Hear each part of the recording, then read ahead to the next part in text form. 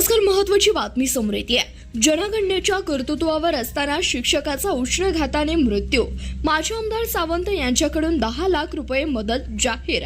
कुटुंबाला अनुग्रह अनुदान व अनुकंपा नोकरी मिळावी, मुख्यमंत्र्यांकडे मागणी।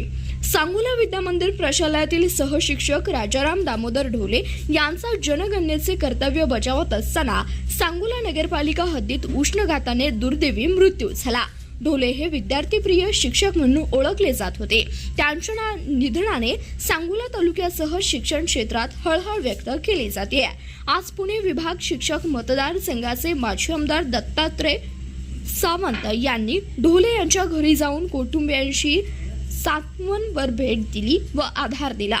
सावंत हे मार्गदर्शक असलेल्या सोलापूर जिल्हा माध्यमिक शिक्षक व सेवक सहकारी पतसंस्था मर्यादित बाळे या पतसंस्थेच्या संजीवनी योजनेतून ढोले कुटुंबियांना 10 लाख रुपये आर्थिक मदत देण्याचे आदेश त्यांनी संबंधित अधिकाऱ्यांना दिले आहे।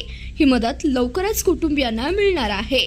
दरम्यान ढोले यांच्या कुटुंबियांना शासन नियमानुसार अनुग्रह अनुदान मंजूर करावे, कुटुंबातील पात्र व्यक्तीला अनुकंपा तत्वावर शासकीय सेवेत सामावून घ्यावे आणि राज्य व केंद्र सरकाराकडून मिळणारी सर्व आर्थिक मदत उपलब्ध करून द्यावी, अशी मागणी सावंत यांनी पत्राद्वारे मुख्यमंत्री देवेंद्र फडणवीस यांच्याकडे केली आहे।